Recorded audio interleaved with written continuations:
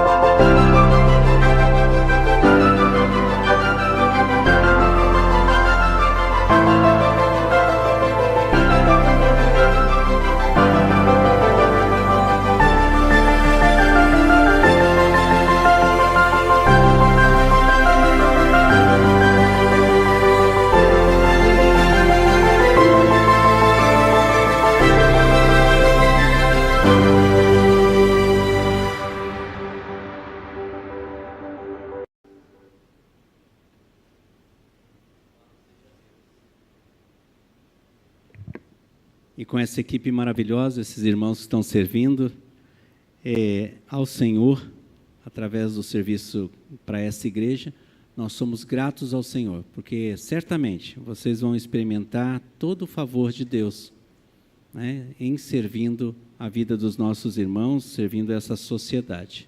Abra sua Bíblia em João, Evangelho de Cristo Jesus, que João relatou, no capítulo 13.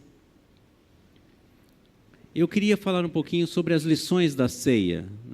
O tema principal do mês é de mãos dadas com o nosso futuro. Eu vou abordar isso, se Deus assim o permitir, num outro momento. Mas eu gostaria de compartilhar com vocês um pouquinho hoje, agora, aqui pela manhã e à noite, se Deus assim o permitir, nós vamos estar falando de, pelo menos, eu quero destacar neste Evangelho de João, no capítulo 13, versículos de 1 a 30, nós vamos destacar pelo menos 4 lições importantes na memória da ceia, deste momento, deste memorial, que é a ceia. Eu vou ler alguns versos aqui e nós vamos então dividir com você, nesse tempo, 2 lições importantes. O verso 1 diz: antes da festa da Páscoa, sabendo Jesus que era chegada a sua hora de passar deste mundo para o Pai, e havendo amado os seus que estavam no mundo, amou-os até o fim. Enquanto ceavam, tendo já o diabo posto no coração de Judas, filho de Simão Iscariotes, que o traísse, Jesus, sabendo que o Pai lhe entregara tudo nas mãos, e que viera de Deus, e para Deus voltava, levantou-se da ceia, tirou o manto e, tomando uma toalha, cingiu-se. Depois, deitou água na bacia e começou a lavar os pés dos discípulos e enxugou-lhes com a toalha em que estava cingido. Até o versículo 5 aqui, depois à noite, se Deus permitir, vamos estar lendo os demais versos. Jesus estava ciente de tudo que estava por acontecer.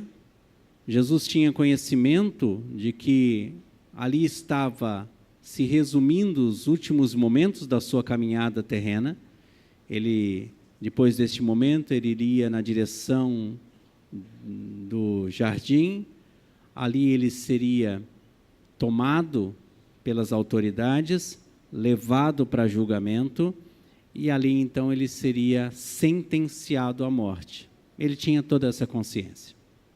E o que me chama a atenção quando eu percebo na história de Jesus, que é 100% homem e 100% Deus, ele não se omite dos desafios que a vida lhe impõe.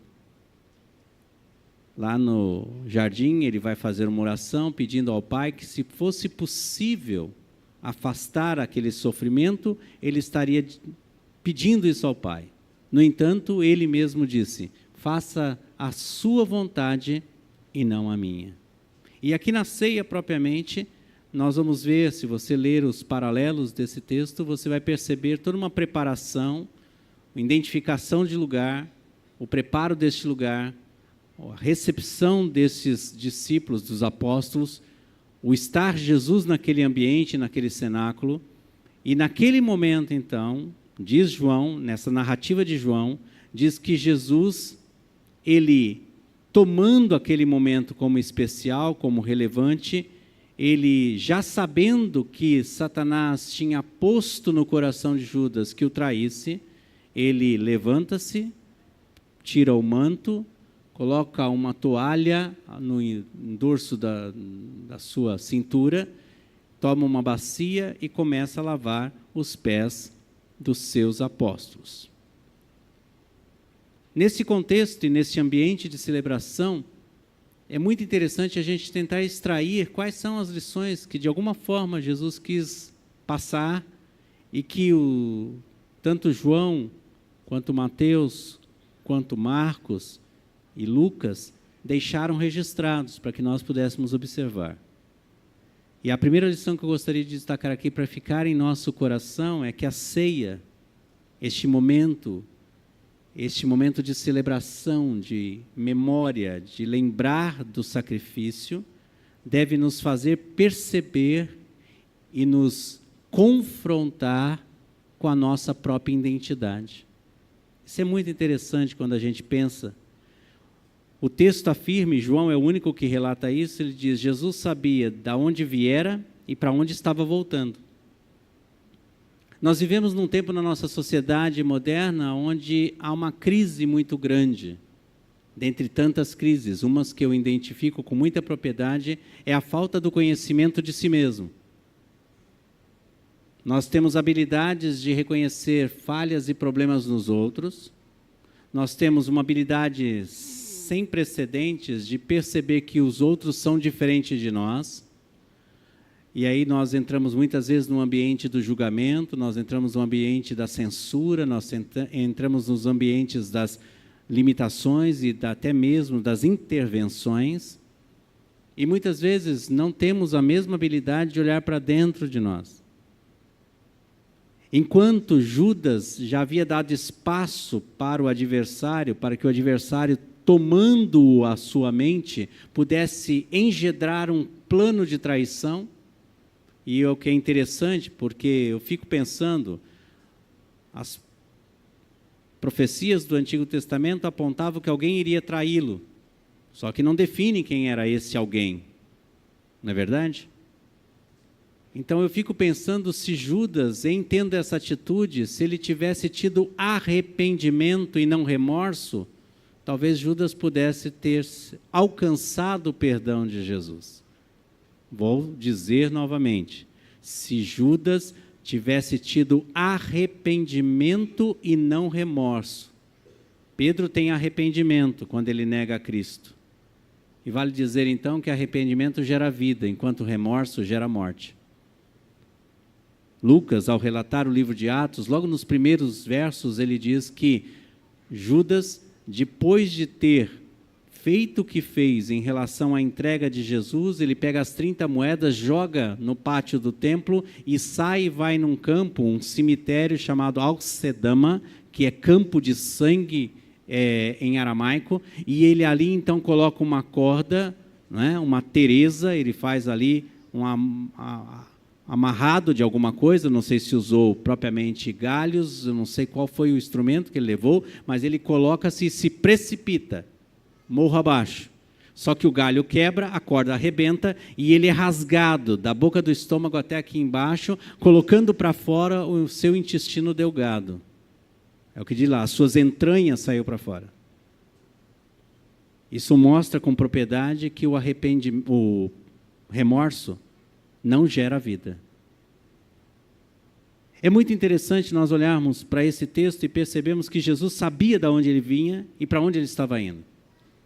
Muitas vezes a gente passa muito tempo da nossa história tentando descobrir o que de fato nós viemos fazer sobre essa terra, Porque nós nascemos na família que nascemos, porque temos a família que temos, porque, na realidade, vivenciamos as experiências que vivemos. Eu queria nos encorajar essa manhã a pensar de que a verdadeira identidade que eu e você precisamos ter, ela está na pessoa de Cristo Jesus, o Senhor. Pense nisso. Porque o mundo vai, muitas vezes, em muitas circunstâncias, macular, denegrir, confrontar a nossa identidade pelo aquilo que é tortuoso em nós.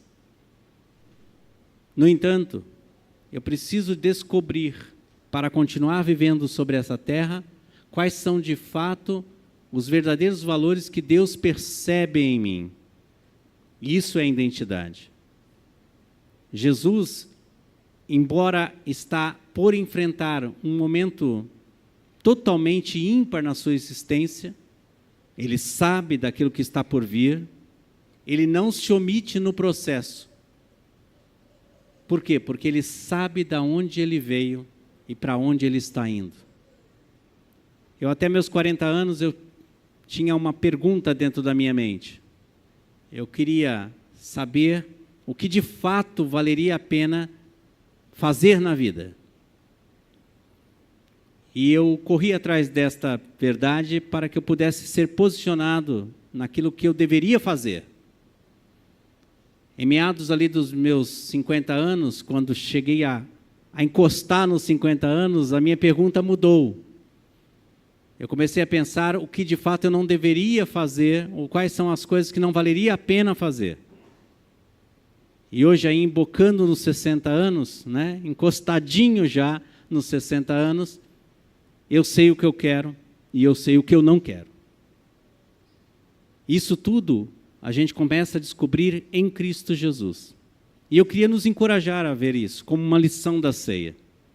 Jesus sabia o que estava por vir?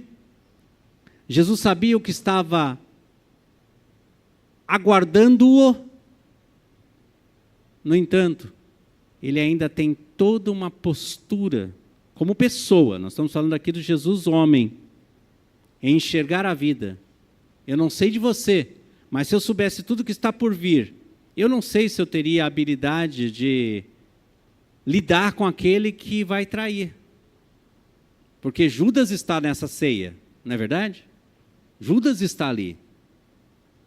E agora, para intensificar, Jesus, ele tira o manto, coloca uma toalha no seu entorno, pega uma bacia e vai lavar os pés, inclusive de Judas. Tem que estar muito convicto do que eu tenho que fazer, né? O conhecimento da missão. Eu tenho que saber de onde eu vim e para onde eu estou indo. Tem que estar muito convicto. E nós só vamos ter essa segurança em Cristo Jesus. E eu queria nos encorajar a pensar nisso.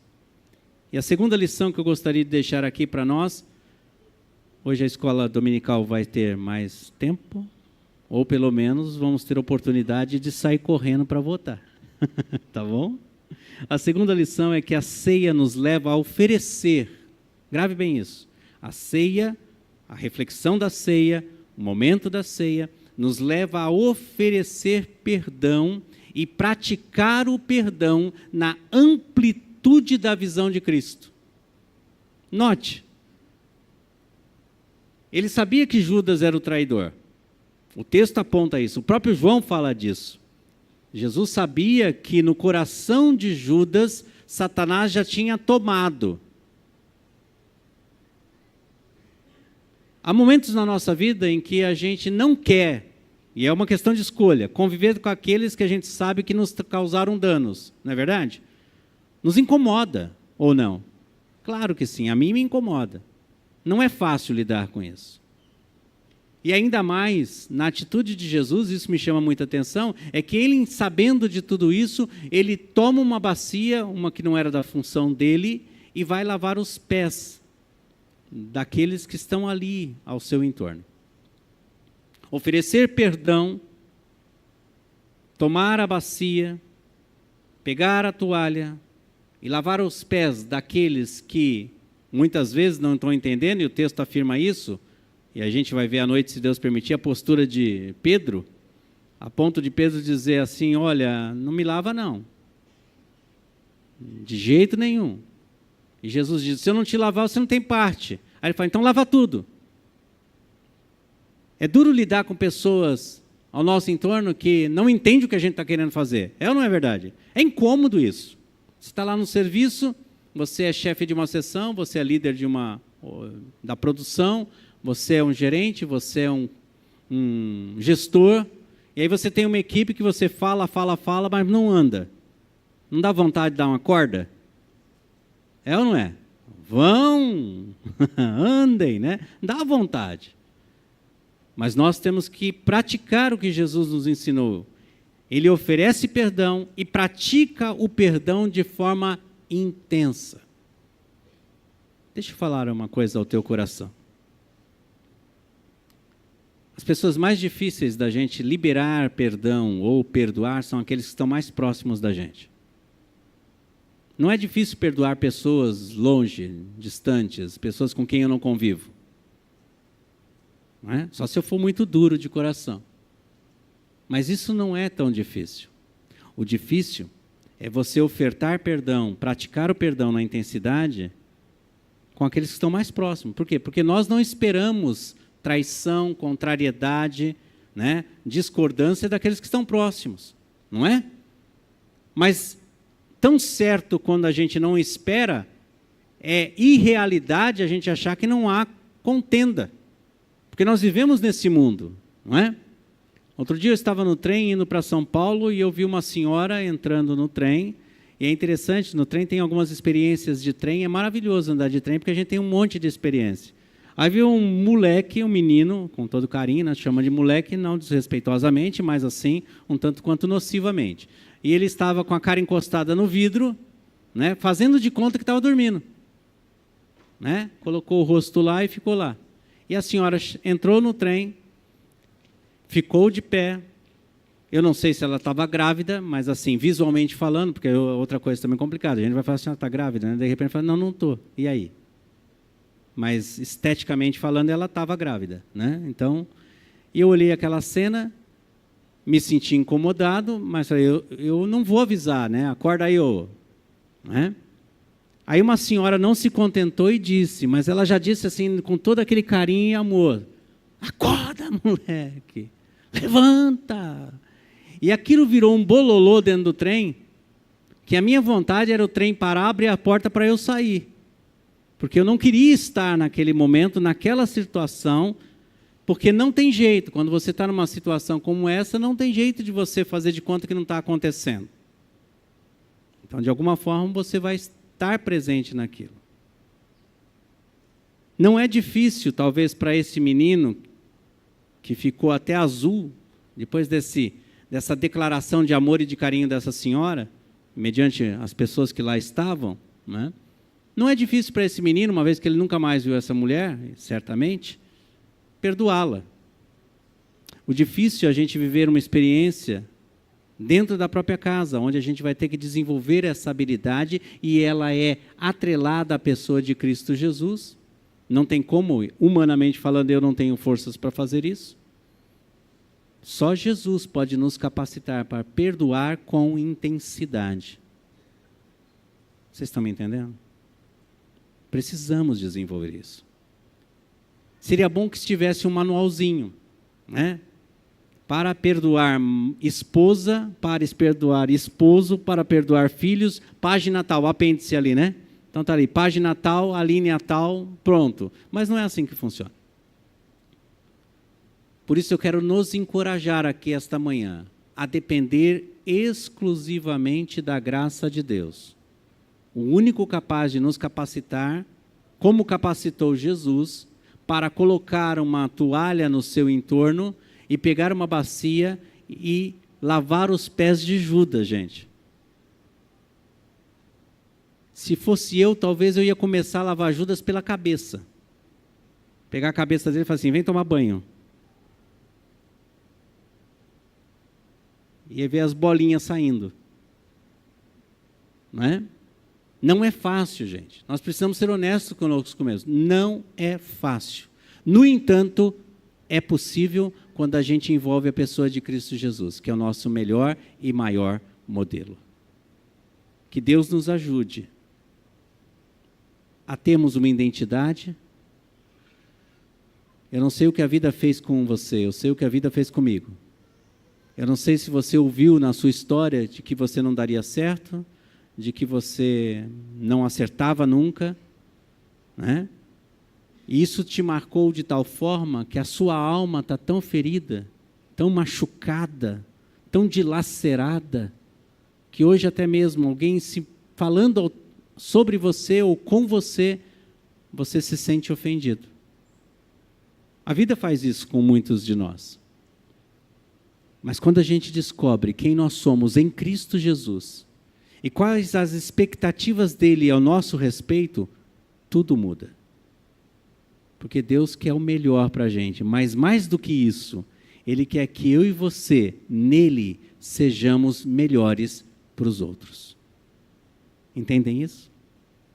Mais do que o que Ele quer para mim ser melhor, é nele eu ser o melhor para os outros. Isso é identidade. Reconhecer para que eu vim e para onde eu estou indo. Isso é pano de fundo para que eu e você possamos viver o perdão na perspectiva de Cristo. Se tirar isso, nós não praticamos, não temos como fazê-lo. Fique com essas duas verdades no teu coração. À noite, se você estiver aqui, nós vamos falar mais duas, se Deus assim o permitir.